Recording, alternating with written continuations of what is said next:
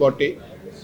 আমরা আমাদের জায়গা থেকে আপনাদের মুখোমুখি হয়েছি জুলাই সনদ 2025 বাস্তবায়ন প্রক্রিয়া নিয়ে মূলত রাজনৈতিক দলসমূহের এবং ঐকমত্য কমিশনের আলোচনা চলছে।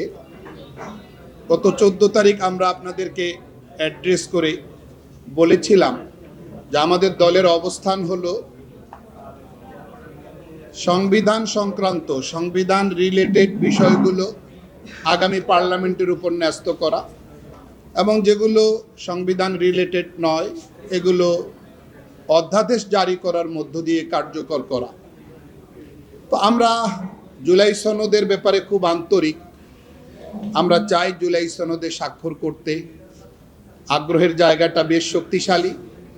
সেই আন্তরিকতা থেকে আমরা একটু জাতীয় ঐক্যমত্য প্রতিষ্ঠার স্বার্থে আমরা মনে করছি যে যদি সব রাজনৈতিক দল এই জায়গাটায় একমত হয়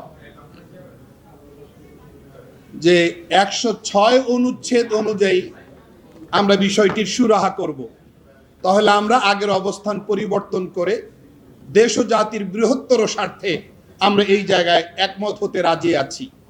106 অনুচ্ছেদের আলোকে অন্তর্বর্তী সরকার গঠিত হয়েছে।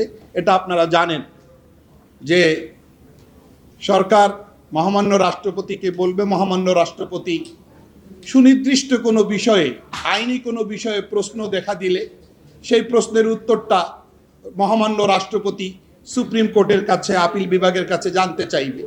তো সেই 106 অনুচ্ছেদের আলোকে যেভাবে অন্তর্বর্তী সরকার গঠিত হয়েছে, প্রয়োজনে সেই ধারার আলোকে, সেই অনুচ্ছেদের আলোকে জুলাই সনদ বাস্তবায়নের প্রক্রিয়াটা যদি নির্ধারণ করার কোনো দিক থেকে থাকে, তাহলে আমরা আমাদের পূর্বের জায়গা থেকে একটু সরে এসে আমরা এই জায়গায় একমত হতে রাজি আছি।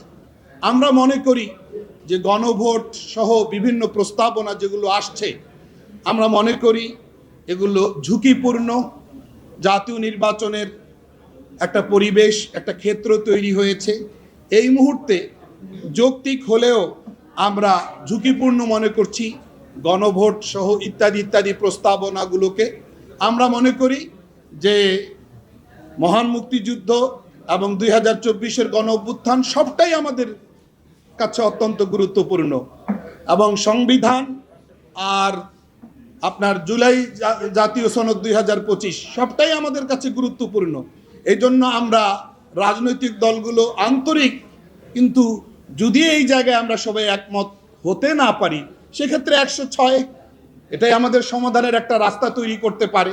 এই জায়গায় আমরা আগের অবস্থান থেকে এই 106 অনুচ্ছেদ ফলো করা বা অনুসরণ করে একটা সমাধানের পথ বের করা, এই জায়গাটাতে আমরা একমত হতে পারি। এটা আমরা কমিশনকে জানাবো ইনশাআল্লাহ। ধন্যবাদ সবাইকে আপনাদের।